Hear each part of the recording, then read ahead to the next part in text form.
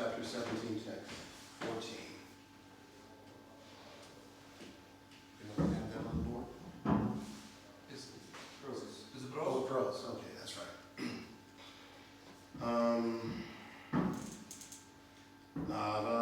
Navasu api varsesu bhagavan narayanu mahaparusa parusanam tat anugrahat atma tatpa layung yohinat mana yapi sanagiyate.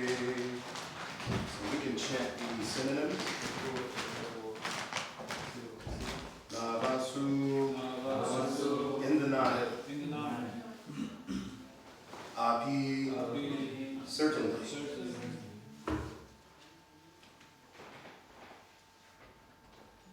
So, varsesu, tracts of land. Tracts of land known as varsas. Bhagavan, the Supreme Personality of Godhead. Narayana, Lord Vishnu. Mahapurusa, the Supreme Person. Purusanam, unto his various devotees. Tat anugraha, to show his mercy. Atma tatpa yuhya, by expansions of himself in the quadruple forms, Vasudeva, Sankasana, Pradyumna, and Aniruddha. Atmana, personally, Satya api, until now, Sanidhyate, is near the devotees for accepting their services.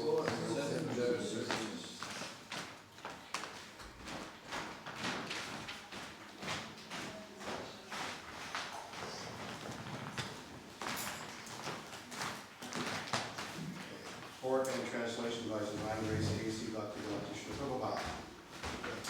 To show mercy to his devotees, in each of these 9 tracts of land, the Supreme Personality of Godhead, known as Narayana, expands himself in his quadruple principles of Vasudeva, Sankasana, Pradyumna, and Aniruddha.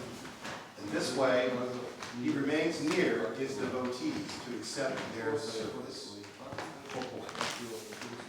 In this connection, Vishwanatha Chakravarti Thakur informs us that the demigods worship the Supreme Lord in his various deed forms, Archana Vigraha, because except in the spiritual realm, the Supreme Personality of Godhead cannot be directly worshipped in person.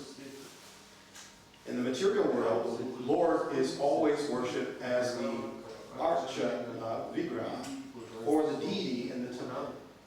There is no difference between the Archa Vigraha and the original person.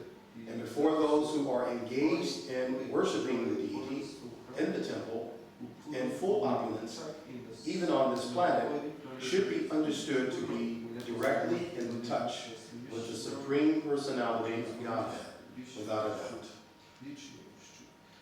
As enjoined in the Shastra, Arche Vishnau Shiladir Gurusu Naran Matihi. No one should treat the deity in the temple as stone or metal, nor should one think that the spiritual master is an ordinary human being. One should strictly follow this Shastra conjunction and worship the deity, the Supreme Personality of Godhead, without offenses. The spiritual master is a direct representative of the Lord, and no one should consider him an ordinary human being.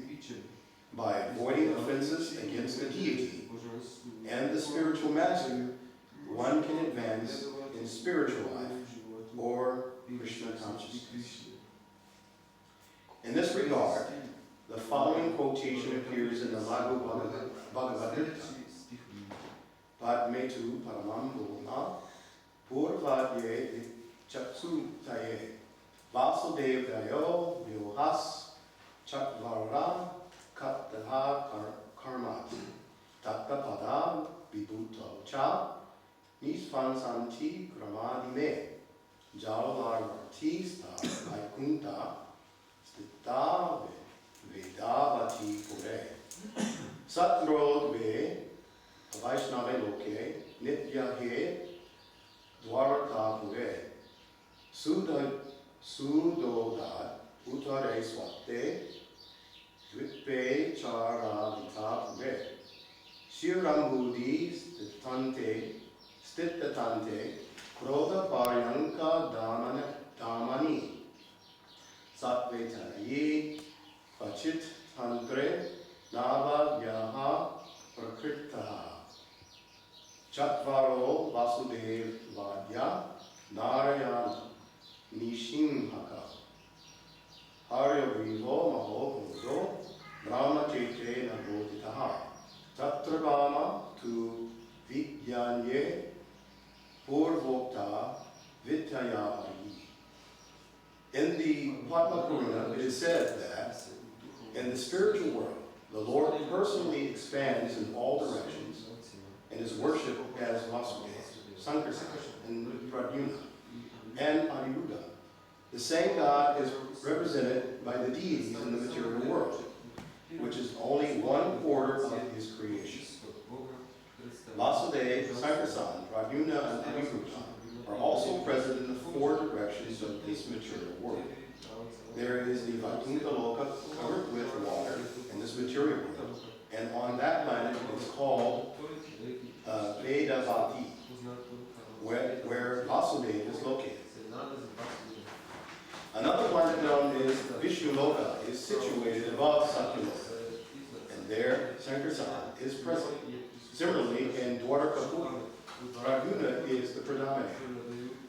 On the island known as Svetadweep, there is an ocean of milk, and in that milk, mist of that ocean is a place called Arivatapur, where Aniruddha lies on another. In some of the Sattvata tantras, there is a description of the 9 varsas and the predominating deity worshipped in each. 1. Vasudeva, 2. Sankarsana, 3. Pradyumna, 4. Aniruddha, 5. Narayana, 6. Nishima, 7. Haigrava, and 8. Mahabharata, and 9. Brahma. The Lord Brahma mentioned in this connection is the Supreme Personality of Godhead, and there is no fit human being to empower as Lord Brahma. The Lord himself takes the position of Lord Brahma. Tantra Brahma tu Vidnaye Purvokta Vidhaya Harihi. That Brahma mentioned here is Hari himself. Om Adhyam Tanmasya Dhyanadhyanachalatya Chakshu Umetam Yena Tasmai Shri Gurave Namaha Shri Chaitanya Nutishtam Stapitam Yena Bhutale Swayam Prabha Kadammayam Kadati Swapatatikam He Krishna Sindo Dino Bandhu Jagatpite Krishna Rupika Antara Tantara Mostate Tapta Kanchana Gaurangiri Vare Vrindavanishwari Vishnu Devi Parinami Hari Pri Vanchakapa Guru Krishna Kripa Sindhu Vivata Patitinam Bhagavayo Vaishnavayo Namo Namaha Shri Krishna Chaitanya Prabhu Nityananda Shri Advaita Gadadhara Shri Vasari Gaura Bhaktivinoda Hare Krishna Krishna Krishna Hare Hare Hare Rama Rama Rama Hare Hare. So I want to thank you all for being here, and thank you all those who stay. It's not too valuable for you. I ask for your blessings so that we may have something pertinent to say about these various incarnations. It's quite interesting, as I was doing some of the research on this particular shloka, as we look at these incarnations, they come in packages more than once. We see the incarnations coming, as mentioned, here, and then we see them again in Dwarka. We see it in the pastimes with Lord Sri Krishna. So we see Vasudeva there, and then we see Prabhu. We see them as expansions, as sons and Aniruddha. We see these expansions happening like this. So it's interesting how these divisions are unpacked. It's like when you go on vacation, you have so many pairs of socks, and then you unpack the socks, right? And you put them in this section. And each day, right, you wear a different pair of socks. But the socks, they have the same purpose. They have the same goal in terms of keeping your feet warm, right? And insulating the feet, cushioning the feet when you're walking like that. But they all start from one primary pair of socks. So we have the same thing with clothing. We have a shirt, maybe a sari or something like this, or a hat that we may wear. And then we have things coordinated in terms of the days in which we may be using this. So you can see that Krishna is approaching the universe in the same way. This is his potency. And that potency actually is starting from Balaram himself, right? And then from Balaram we're having this Sankirtan, right? And then we get another set. So we see how this universe is expanding to carry out specific functions, all the way down to the Mahatattva. So we see it in various different divisions, how this manifestation is taking place. So I found a few references here that I thought was interesting. One, in the Srimad Bhagavatam 4:24-35, the Lord is saying, this is in reference to Sankirtan. He says, "My dear Lord, you are the origins of the sub-material ingredients, the master of all ingredients, as well as the master of all disintegration, the predominant deity named Sankirtan, and the master of all intelligence, known as the predominating deity, Prabhu. Therefore, I offer my humble obeisances to you." And this is prayers being offered very nicely. So we can see we have integration. We can see that the Lord in this particular incarnation is very expert. Now, there's a little bit of history. In the United States, there was a period called Jim Crow. Does anybody know that? Jim Crow? It's known as apartheid, right? So there's more disintegration than integration. We can see the Lord is very expert. So you can see in the material energy when the living entities, the jivas, are attempting to integrate things, that all species become benefited, there's difficulty. There's some type of discrepancy associated with everyone having an equal share. So we know that from a spiritual standpoint, whether it's a male body, female body, animal body, aquatic, whatever, there's always equality with the soul. And that's on the platform of a spiritual level. Okay? But for the materialist, we see that that's not manifested at all. Okay? So as the prayer goes, Sankarsana Sukshmaya. So this idea of unto the master of integration, and then unto the soul unmanifested material ingredients. Right? Unmanifested material ingredients. Right? In other words, they haven't come together yet. Okay? So we have Mataji, she's in the back, and she's actually doing some sewing. So she's actually manifesting something. But before she actually starts that process, these ingredients are all unmanifested. Okay? They have to come together. Right? For those who are cooking in the kitchen, we understand this. We have boga. You have some raw materials, some ingredients. And then, and I may say, whoever made the gulab jamuns, they were so nice. So you put those raw ingredients together, right? And you make multiple gulab jamuns, right? So this is our process. We're taking these ingredients because we have some of the science. Oh, these right there. So we have this science, right, of how to put together ingredients. We have a manual. Okay, we use a manual. This word man-u-l, right? Man and u-l. Right? It's from the word man, but it means to actually manufacture. That's the word manufacture. To make from hand. The word manufacture. I think you're the expert. So we have a hand. So we're doing this. So we see that Sankarsan is actually doing that. But from Vasudeva, we see these potencies of the Lord, which were equal to him. But we also find that these different incarnations, the personality actually praying to them. This is a prayer that Naradaji was providing to Chitraketu, right? So that we can pray individually to these particular, because they bring a specific benefit.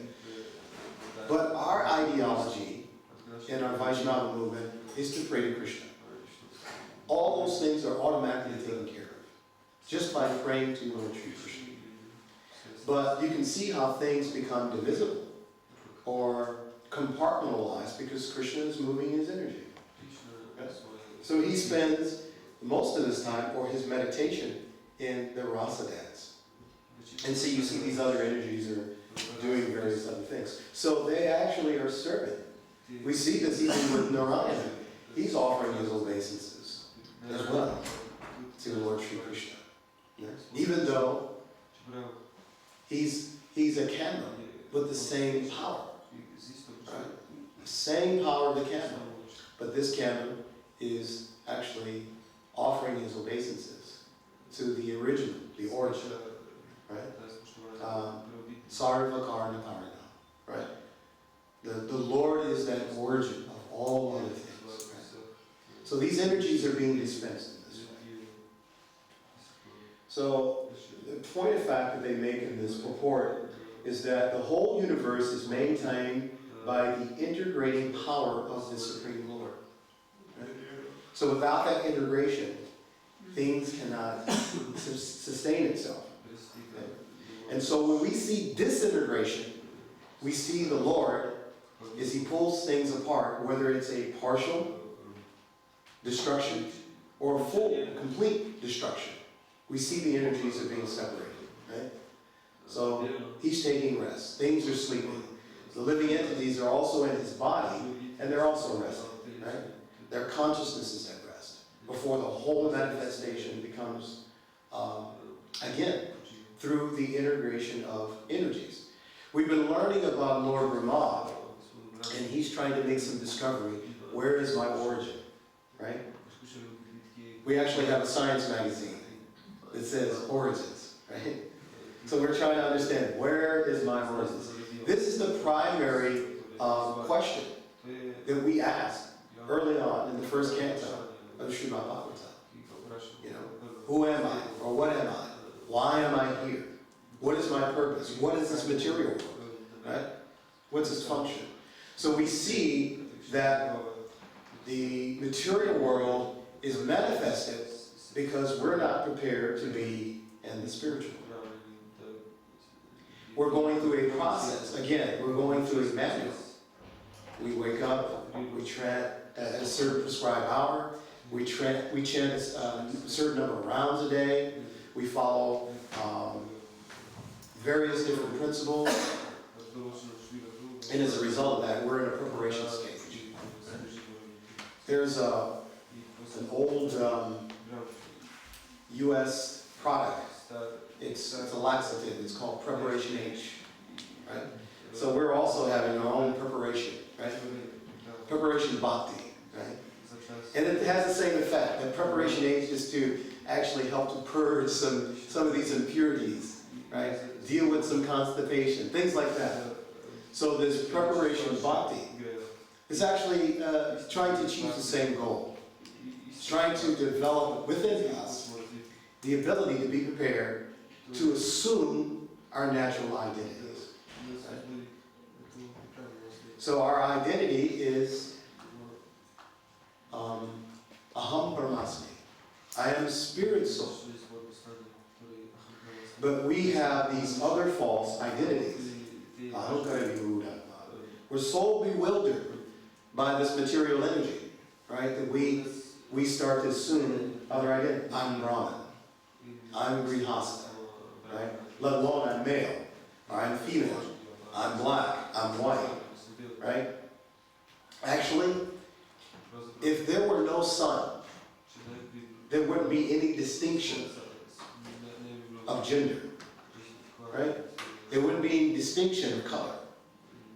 We really have to rely on sound.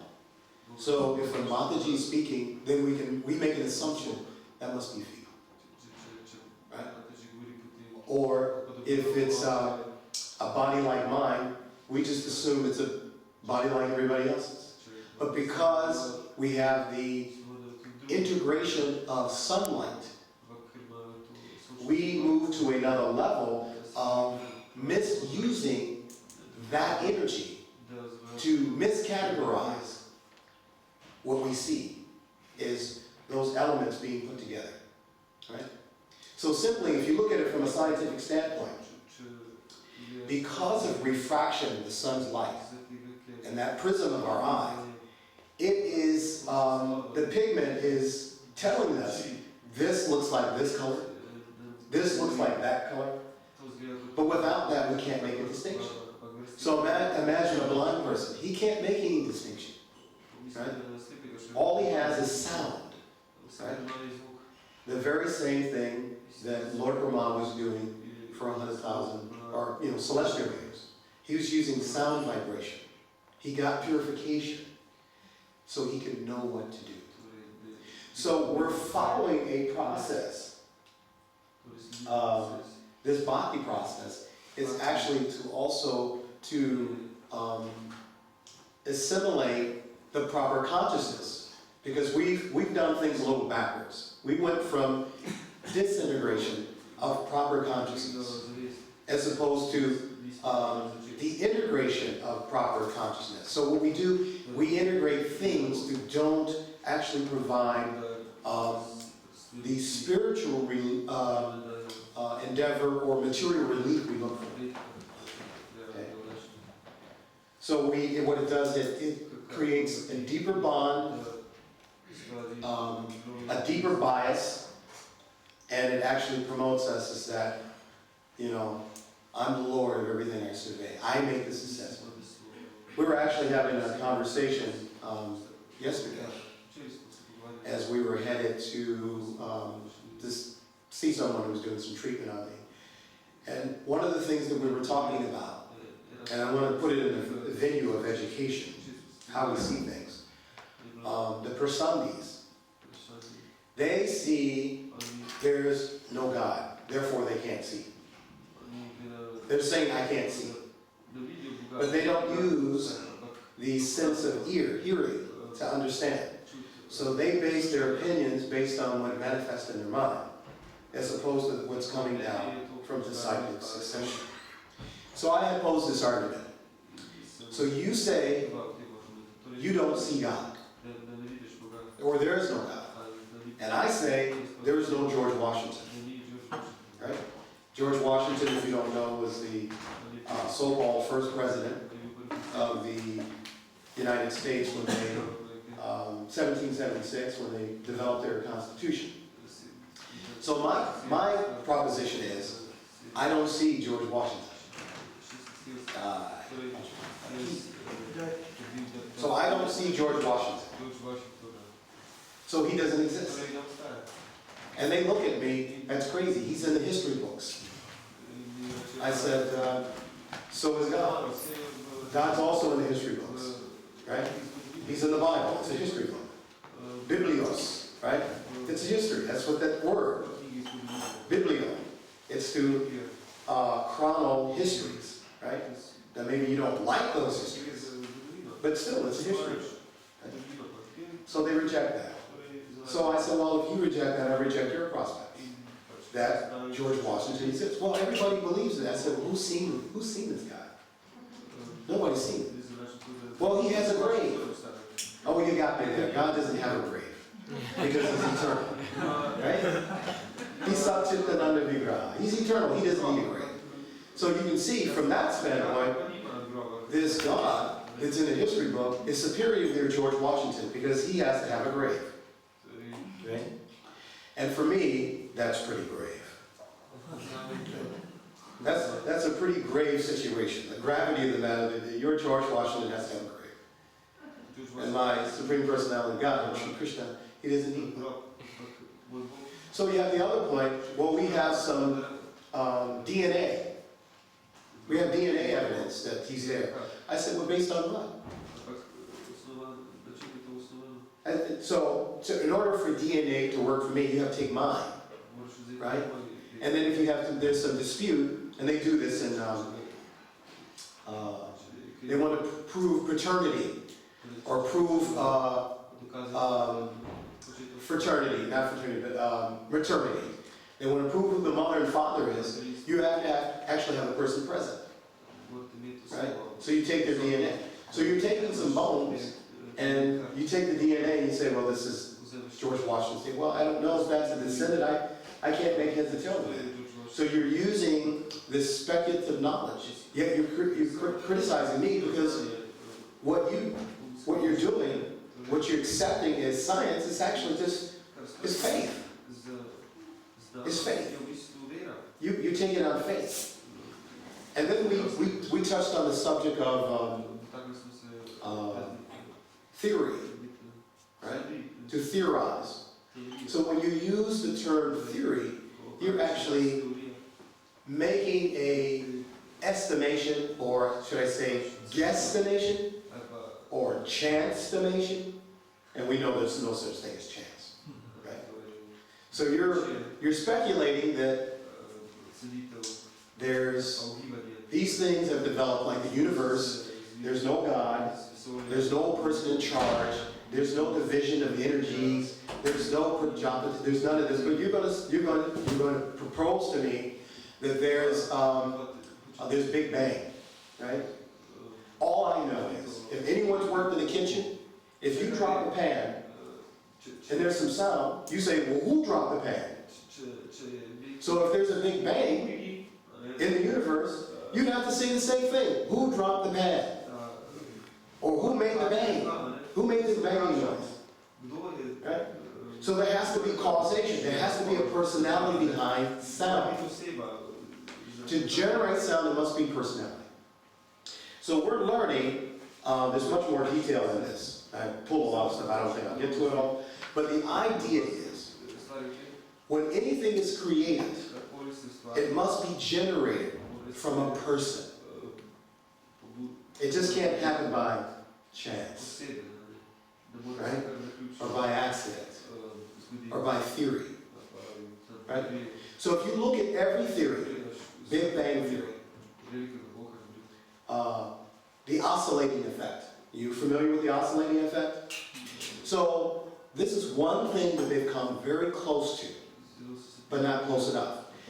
You know that the Supreme Lord, he's expanding and contracting. He's breathing. The universe expands out, comes back in. This is called oscillating. That's an oscillator. Expansion and contraction.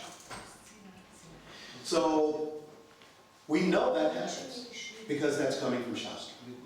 We can see that things are expanding and contracting. We also see that with us as living entities. Any of you who've had children, your children expand, right? And as they get older, maybe after 30, maybe 28, they start to contract. It's imperceptible. You almost like, here's a better way. And I don't mean to expose or hurt anyone's feelings, but for young men, their hair expands. And then maybe in the mid-20s, it contracts. You go bald. You lose your hair, right? You see that. So even if you're a young man, you can see diminishing effects of the body. These material elements, they come together and then they separate. That's a property of matter.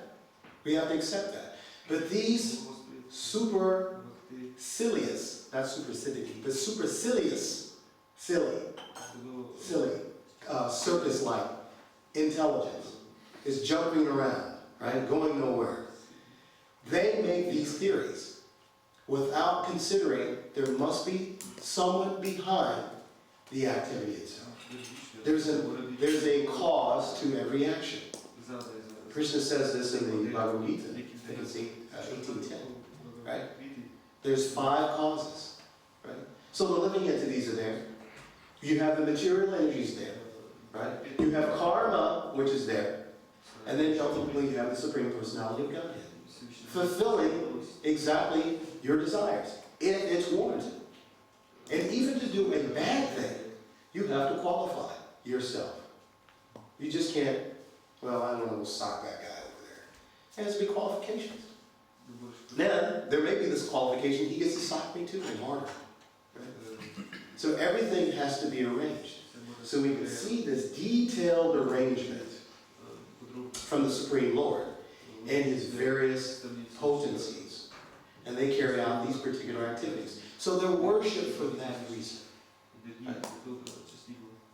So we are trying to worship the Supreme Personality of Godhead, the direct, the original incarnation.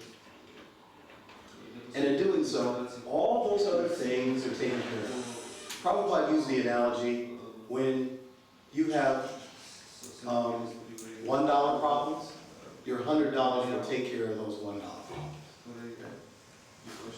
So that's the kind of wealth we're trying to amass. We want to amass so much devotion for Krishna that all other problems are resolved.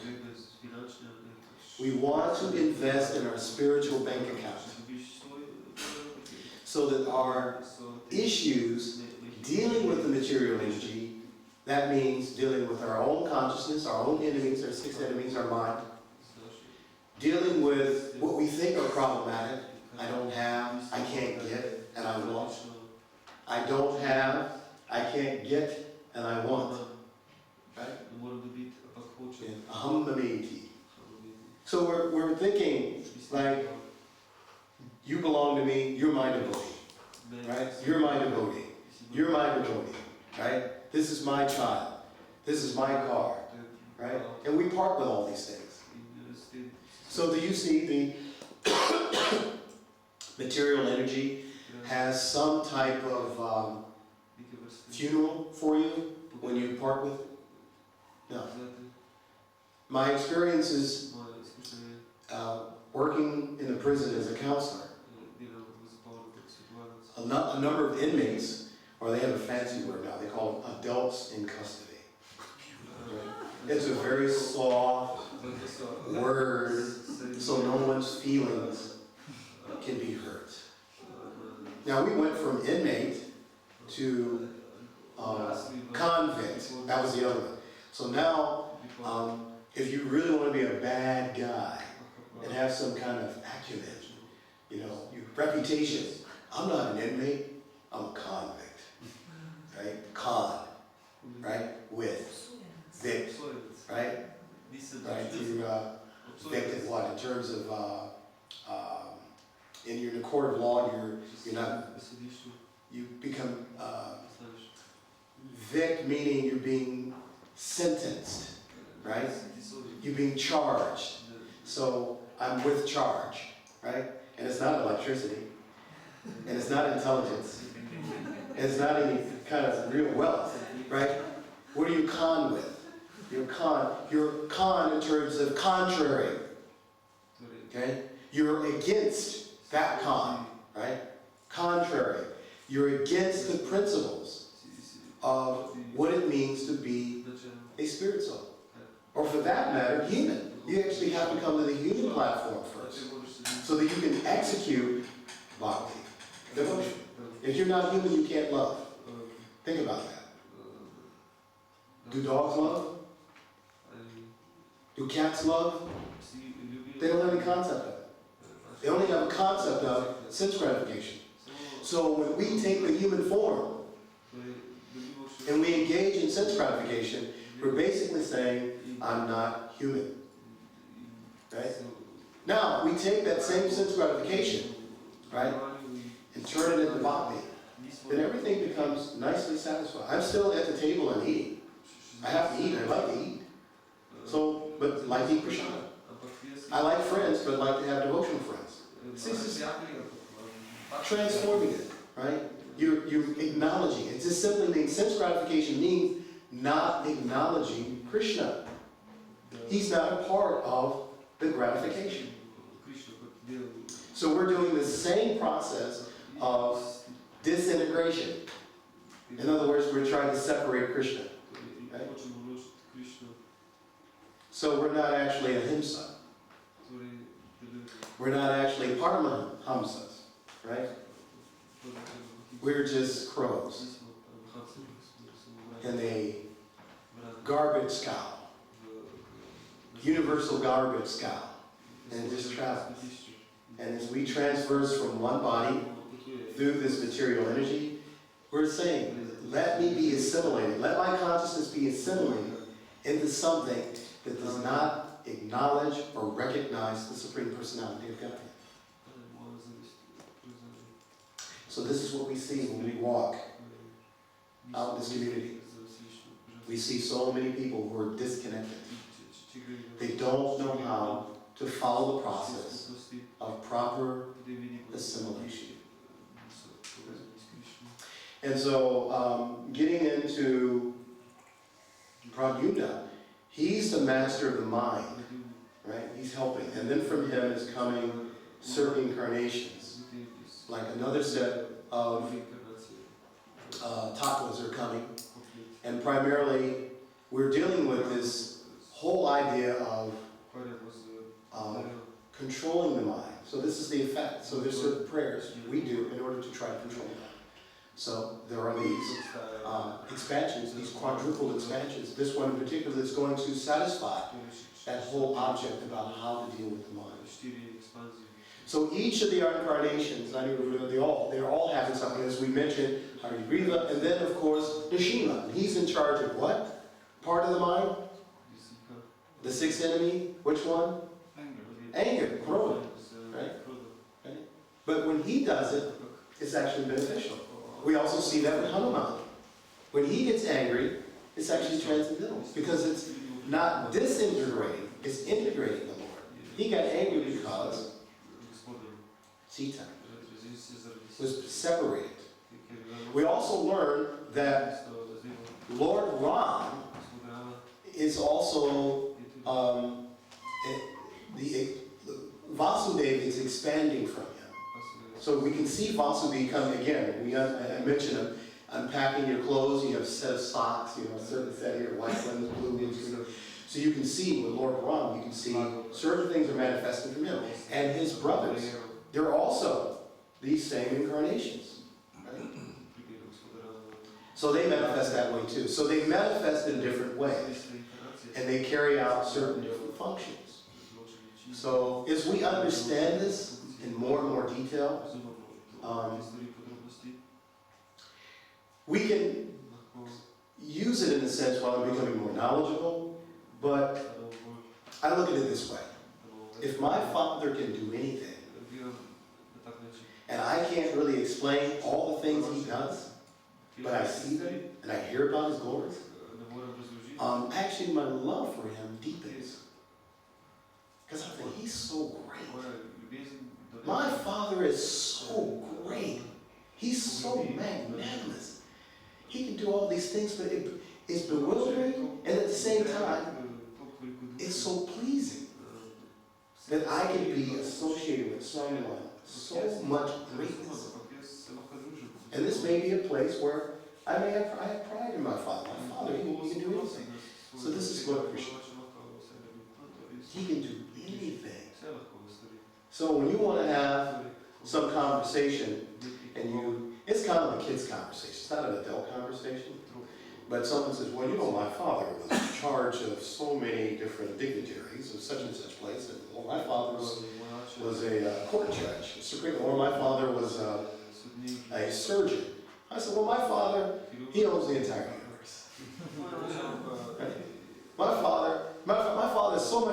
your father. He actually gave your father's intelligence to do what you're doing, but he'll take it away one day. See, my father's abilities never go away, they actually increase. And I can't even estimate how great they are. I just know he's great. And because of that, if I'm in any kind of situation, if I need surgery, I know he can operate on me. If I need transportation, I know he can give me transportation. If I get hungry, he can do that. And he simply proves that because ants are eating, dogs are eating, and we're eating. Everybody supplied the necessities that they need. So, when you think of it that way, yeah, my father's better than you. Well, again, we get back to this cycle of, I don't believe in God. Or, well, my God's like this. We start comparing my God, your God. Okay, well, that's fine. We moved the step up now. Now you're saying my God. You can say that, but you can never say my religion. That's the distinction. See, because you don't make religion. You simply follow it. But you can't say my God. Oh my God. Here's another way to say my God. Oh my goodness. Right? And where does that word come from? It's a kind of like German origin, right? Gut, right? Guten, or Guten, right? So you have this word gut. So they say gut. They're saying God. Gut. They just add English because it's so convoluted. They add an extra O. So I always like when I see the Prashandis or the atheists say, oh my God. Right? They don't even know. Right? Because they're so acculturated to saying things. They're not aware of what they're saying. So I'm waiting for him to say, oh my God. Right? And I said, that's not anybody separate, that's you. You don't know. You got your little horns and your little pitchfork, you know, all of the things you do. But we have to extricate that demon, as Prabhupada says, demon. We have to extricate that demon.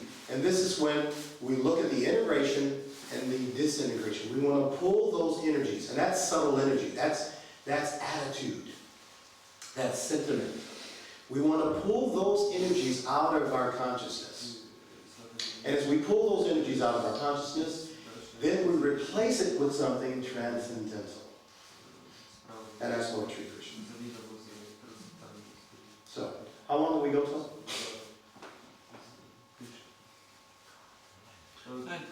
9? Okay. So we have 2 minutes, so maybe we'll spend that fun part as the questions. And I'll prepare you. I may not be able to answer them. You may be able to answer those yourself. So I'll open this up for any questions, comments, corrections. I'm sure there might be some. I'm so full that I have a lot of corrections. Hare Krishna? Are we stunned?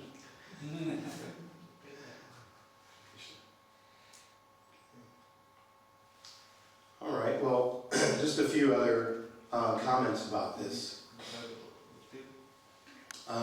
Something for us to really consider from a scientific point of view. And my guru, Bhakti Tirtha Swami, he always talked about applied science or technical science. He talked about applying the simple things so that you can execute your bhakti. And just sometimes understanding, as I was reading, Prabhupada used the word aid-de-camp. He used that in reference to these quadruple expansions. Aid-de-camp. Does anyone know what aid-de-camp is? Okay.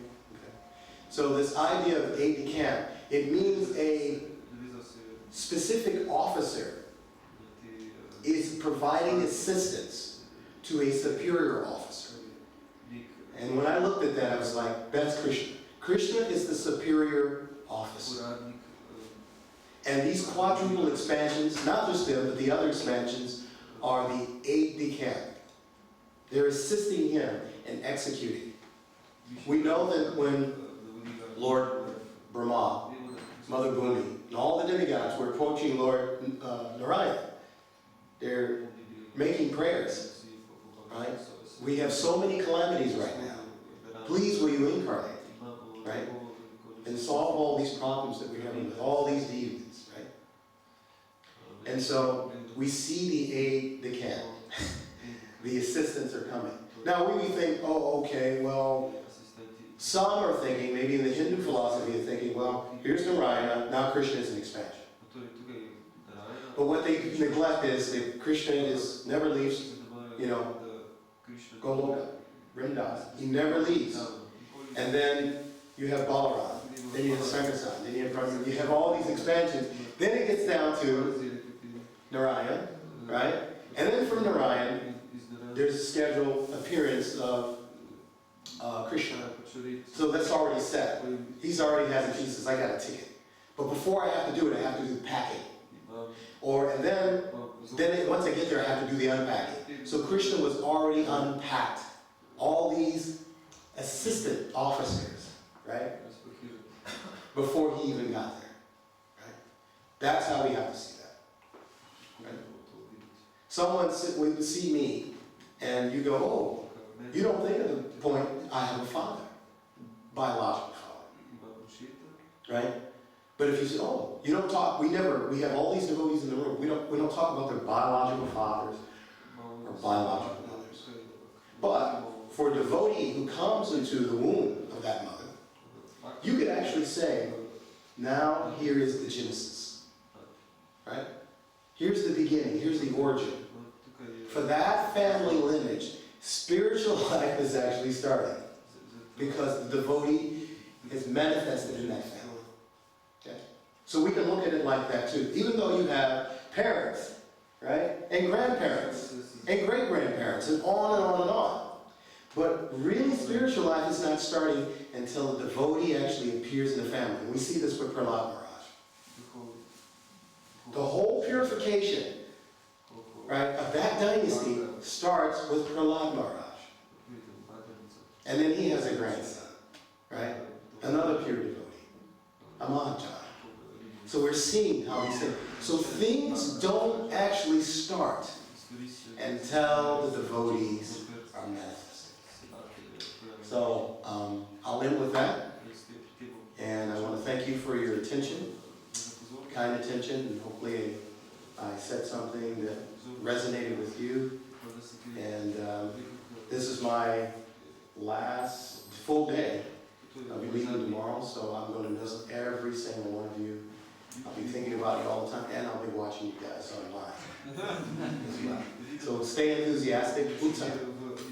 Jai Shri Krishna. Grantha Srimad Bhagavatam ki jai. Candra, prabhu, okay?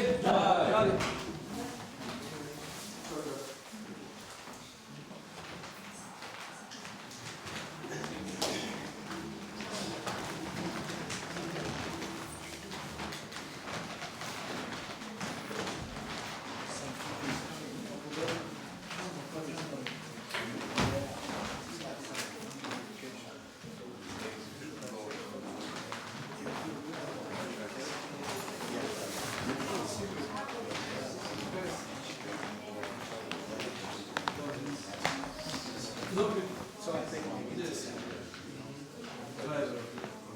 Yes. No.